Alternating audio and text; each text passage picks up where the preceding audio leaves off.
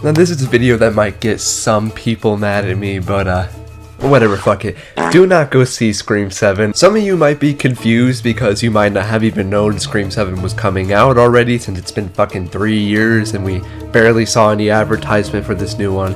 And some of you are probably confused as to why I say don't go see that movie. Well, even though Scream has always been my favorite slasher franchise, I can just not in good faith go see this movie knowing all the shit that we do about it. And if you don't know, that's what this video is for, so don't worry. In the 3 years it's taken for them to really get the ball rolling on this movie, there has been countless different controversies. Everything from firing actors for speaking out against a genocide, partnering with Meta AI, and just completely abandoning what makes the franchise good to begin with in favor of this new idea that nobody really seems to be that interested in. I'll start with the smaller topics first and then get into the bigger topics like the whole firing of Melissa Barbera. But yeah, in case you didn't see it, this movie is partnering with Meta AI, and a lot of people seem to believe that there's gonna be a plot line about them like using AI to kind of make it seem like Stu is alive and that he's the killer, but it's gonna turn out to be some other random person, obviously. I can totally see that as being a possibility, but if your movie is gonna have this like anti-AI sentiment,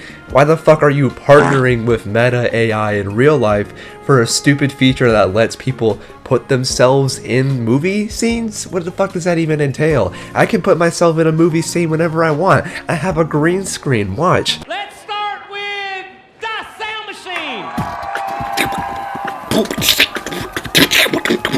I don't know who this is for, because I feel like for the most part anyway, a lot of people are against the idea of AI being used in the process of filmmaking at all. Whether it's writing the fucking movie or trying to do certain effects in it, that's a big no-no. We don't even fuck with like them using AI to make posters for the movie, because that's something that could have been done by a fucking human instead. But yeah, let's just burn several gallons of water away so that somebody can edit themselves poorly into a scene and scream. It's also just super ironic to me that this movie's PR team would be embracing the idea of AI, when in a way this franchise seems like it would be something that would be against that, kind of poking fun at it, because you know how this franchise always pokes fun at real life stuff and satirizes other horror movies. Just kidding, they're not going to do that anymore. From the first trailer that they dropped alone, you could immediately tell that this movie was going to be 10 times more generic than the last one we got. The camera work wasn't as interesting. It's taking things back to Woodsboro again. It's about Sydney again, because a lot of fans of the Scream franchise just kind of want it to be the exact same movie over and over again. I remember a lot of the criticism I would see against Scream 6 when it came out was that it was too much its own thing, essentially. People didn't like that Ghostface was fucking people up at a gas station, or that it had a different protagonist, because there's a good amount of fans in this fan base who just want every single Scream movie to feel exactly the same as the first. Which I love this franchise too, but wanting to see the exact same fucking movie over and over and over again is a mindset I can never understand. If you want to watch Scream 1 over and over again, just rewatch that fucking movie. Why does every single sequel need to be that movie as well? The things that I enjoyed so much about Scream 6 was how different and new and exciting it was. Not only does this movie look super generic, it's also confirmed to be generic by Kevin Williamson, the original writer of the first two movies and now the guy who's directing this movie. He just recently straight up said that they're gonna abandon the whole meta self-aware idea that this franchise has built up over the years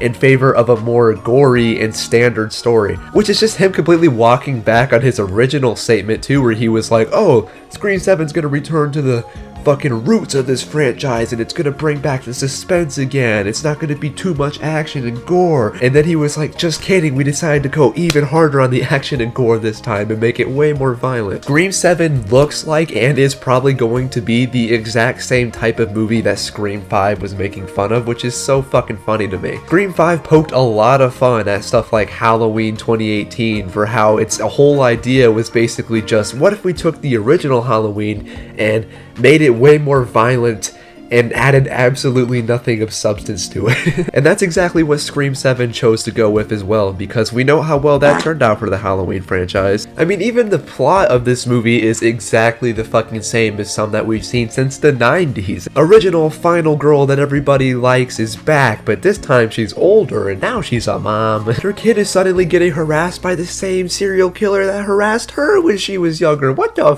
freak? That's literally the plot of like 3 different Halloween movies, and now it's the exact same plot of this as well. Fuck out of here, man.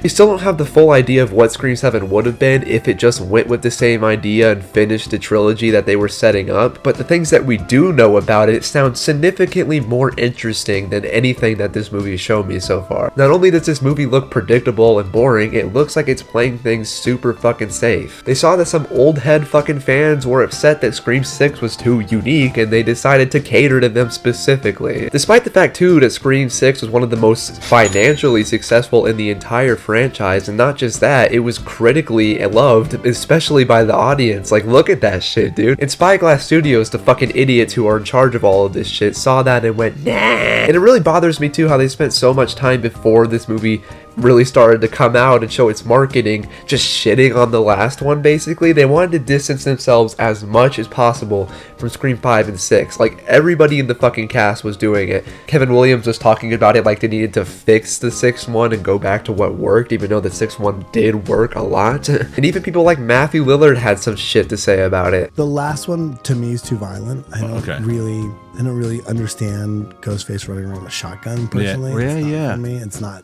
Yeah, I can't believe they had Ghostface using a gun, dude. You're so right. He's never done that before, ever. I've always liked Matthew Lillard, but the fact that the dude is doing this movie at all is pretty fucking disappointing, if you ask me. It's not like he needs this work or anything. He's doing fine. He's also in the fucking wildly successful FNAF movies. It doesn't even seem like they're gonna use his character for anything interesting in this one anyway, so what the fuck is the point, man? I'm also pretty disappointed that Mason Gooding and Jasmine Brown are kind of returning to this as well for some reason, even though their characters feel very out of place in this franchise now. I guess the core 4 wasn't as strong of a friendship after all, because they just completely fucking stopped hanging out with no mention of each other whatsoever. And it doesn't, and from the looks of it, it doesn't seem like they're gonna be in this movie a whole lot. I kind of have a gut feeling that they're just gonna be here to get killed, which is pretty fucking lame. Burn it all down is the tagline of this movie, and yeah, I'd say you guys are doing a pretty fucking good job of living up to that. I honestly think I dislike this movie more than Scream 3, because while Scream 3 is a stupid, goofy fucking movie, I don't really have any beef with it. It doesn't feel like it's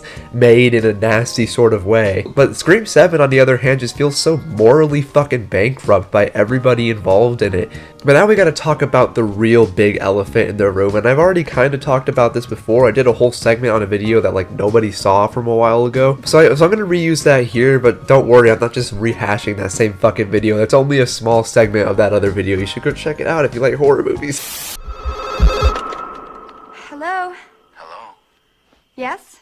Who is this? Remember when I mentioned Scream 6 earlier and how good it was? Well, what if I told you it was one of the most successful in the franchise, both financially and critically? Pretty cool, huh? Now what if I told you that the studio in charge of it decided to throw all of that away over some bullshit, hateful reasons? Guess what? You don't have to imagine, because it literally happened. In 2023, lead actress of Scream 5 and 6, Melissa Barrera, was unjustly fired by Spyglass Entertainment simply for speaking out against the murder of children going on in Gaza. I'm not joking. They fired her without warning or notifying her in any way at all. She found out only because Jenna Ortega texted her to let her know that they did that. But the studio's response made it even fucking worse. People were furious, and so was the rest of the cast. Jenna Ortega left because her friend was unjustly fired, and honestly, it's extremely commendable of her. Hell, she's not the only one. Christopher Landon, director of Happy Death Day and Freaky, was set to take over the franchise with this film after Radio Silence left. The pair had done 2 Scream movies back to back and wanted to do something a little bit differently, and knowing impatient, money-hungry studios, they probably just weren't willing to wait a couple years for these guys to go do something else and then come back to direct Scream 7. They wanted Scream 7 now, in 2024. Oh wait, the movie got pushed back 3 years anyway because of all this stupid bullshit that happened? Oh man. But after they parted ways with them, Chris Landon had to fill in, and he was ecstatic about it. When I was an intern in college, my first internship was at a production company that and they knew I was a horror fanatic, a big horror nerd, and so this hot spec script came in, and they gave it to me first because they said, oh, it's a horror script, you should read this, tell us if it's any good. And I read like the first 15 pages and I freaked out and ran into my boss's office and was like, is this amazing, you guys have to buy it. And so everybody started reading it, and it was Scream, which at the time was called Scary Movie. Yeah. And they bought it and they made it. And so it's this weird full circle moment to find myself about to direct the next one after I was like weirdly the first person to read it. But only a couple months later, all this shit happens and he started catching a lot of flack online. It got to the point where people were sending him and his family death threats, which is fucking nuts because he obviously did not make the decision for anybody to be fired. People just love to immediately blame the director for any problem a movie has. The Marvels is a film we've all been anxiously awaiting the release of, not because it's going to be good, but because it's most likely going to be a disaster. Can you shut the fuck up? Even when it's something like this, that's clearly not his fault. However, he did give the most half-assed 2012 looking ass apology tweet I've ever seen. Which, look, I get this still isn't his fault, but like, come on, man. Eventually, he deleted this tweet and went silent about the topic for quite a while. It wasn't until 2 days before fucking Christmas that he announced that he had separated himself from the project months prior. Directing this movie was basically his dream job, and he left it in order to stand in solidarity with his friends, which I think is extremely admirable. The rumors about what Scream 7 would have been were so interesting that it genuinely makes me sad we'll never see any of this. Yeah, I don't know what the fuck is going on with this movie anymore, man. Sydney's back in the new movie because money, Stu's also back because money, and Dewey might also be back now too? Are we just completely undoing the last two movies? What the fuck? I hate that idea for a couple reasons. One thing that always sets Scream apart from the other slasher franchises is the fact that it's all one big straightforward timeline. There wasn't really any reboots or retcons, everything was consistent, and I've always loved that. Sure, that's not to say that there wasn't random plot holes throughout the movies, and there was that one TV show that was on MTV for a while, I think. But I don't know, I kind of consider that its own thing, and obviously there's going to be plot holes in a franchise this long. It's kind of inevitable. But I also really liked Scream 5 and 6, particularly the 6th one. It's one of my favorite movies in the whole franchise. The one analogy we always use, that if Scream 5 was the greatest hits, this one is the punk rock B-side of the Scream franchise, and I think we did that, and we brought some action to it and really ramped up the intensity of what's going on within the movie. And I think that's going to make the movie more fun, make the city more prevalent, make you feel like you're in a different place and watching a different Scream, but still getting a genuine Scream movie. This movie ended up being a blast and pumped so much life into this long dormant franchise, and it took everything in a new direction I think it desperately needed. But there's always been this loud minority of fans who seem to hate these new movies completely and want them erased from the franchise or whatever. It honestly seems to me that these fans want every single Scream movie to be exactly the same, or else they won't like it. They want Sydney as the lead, they want it to take place in Woodsboro, they want it to harken back to the first movie as much as possible. Hell, they basically want it to just be the first movie again. But I can't even understand why. Don't get me wrong, the first movie is a masterpiece and one of my favorite horror movies of all time, but why do you need them to shamelessly recreate it for every subsequent sequel? That movie will always exist, just go watch it again. This franchise is 7 fucking movies deep. It's time for a change. Kevin Williamson is now writing and directing the 7th installment, and if you don't know, he's the guy who wrote the first 2 movies and came up with the idea of Scream. I can definitely understand the choice to bring him back and even make him the director despite his limited experience in that field. This franchise is his baby, and I'm not going to deny that he definitely cares about it. However, seeing them say this new movie will take the franchise back to its roots just kind of puts a sour taste in my mouth. And say what you will about those last 2 movies, but it's pretty clear that Radio Silence loves this franchise and understands them better than most people, implying that the franchise needed to be fixed or restored after these 2 movies is just plain wrong and disingenuous. You're almost implying that these movies were bad. They weren't. The franchise doesn't have to fix itself because the last 2 movies are bad. It has to fix itself because the studio decided to self-sabotage and shoot itself in the fucking foot because an actress had a different opinion than them. Fuck Spyglass, fuck Scream 7, I won't be watching. Oh yeah, if you've ever wondered why I stopped making Scream content, that's why.